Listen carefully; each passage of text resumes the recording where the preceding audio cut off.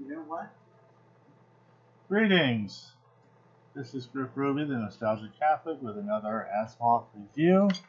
This time the story is found in the May 1968 issue of Science Fiction Analog.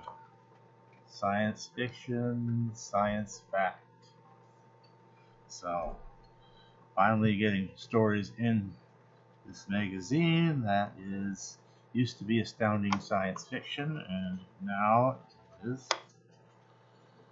Well, it's still managed by John Campbell. Let's see there, Exile to Hell, Asimov, page 50. But it still is managed. This is still managed by John Campbell. His name on the um, editorial. But John Campbell had changed it to analog. Well, we had one other story, the one about the Timoline was also kind of an analog, but anyway, this is what we have here. It's called Exile to Hell. It comes with this one small bit of artwork where there's these beings on like some sort of a planet doing some sort of a, I don't know, dance of the demons kind of a dance. I don't know. But anyway, as a little blurb, and the blurb reads, Hell is, of course, the worst imaginable place you least want to be forced to experience. It's an attitude about a place, Fiji for an Eskimo, Baffin Island for a Polynesian, and it was illustrated, that one small drawing, by Kelly Frias. Okay, so what have we got? We've got two persons. One is named Dowling, and the other one is named Parkinson. And their conversation is regarding someone else by the name of Jenkins. So you have these three people discussing a crime. Apparently, we have a rather bizarre justice system. Apparently, even if it's an accident, you did something, you're guilty. Second of all, the real priority here seems to be if you harmed equipment. So here's an interesting paragraph. Okay, it says, it was an act of blind anger. There was intent to harm a human being, granted, but there was no intent to harm equipment. That's the thing that really matters, you see. As if it's kind of a computer-centric society, there seem to be human beings with ordinary human-type names in them. So nothing, it means nothing. Lack of intent is no excuse in such cases. You know that. And then one says, well, it should be an excuse. That's my point. They're playing chess. Not sure why. Okay. So I'm not, see, Parkinson. I'm not going to let you. Let me see now. These are not primitive times, Parkinson. We live in a crowded world with no margin for error.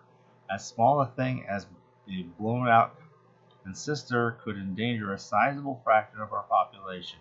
When anger endangers and subverts a power line, it's a serious thing. So, yeah, maybe. Anyway, they go all the way through this, and the ultimate punishment apparently isn't even death. It's being exiled to this planet you see that in the sky. And, well, I can't really reveal what that's about without making a great big spoiler. But I'm kind of left one, it forces me to comment on things. I don't really know. I will make these comments, but they'll make more sense if you actually track the story down and read it. Which, by the way, was collected into by Jupiter. Okay. I've compared them. There's a couple of dashes that went away. There's a couple of hyphens that went away. There's one small place where a couple words got added for the book version, but other than that, the two appear to be totally identical. There's a paragraph regarding this trial of Jenkins that says, there were only 6 people in the courtroom itself, but the entire population was listening by television. In the magazine, it ends that way. In the book, it was listening by television, of course. That's it. So, I've covered all the difference between the original and the other. Now let's get to the one weird thing. there's more to the story, obviously, and I'm leaving an awful lot out. Details along the way, other than I've mentioned that the two characters, Dowling and Parkinson, are playing a game of chess. But there's other more relevant things going on both before and also at the ending. But suffice to say, I'm left wondering what's with the planet Earth.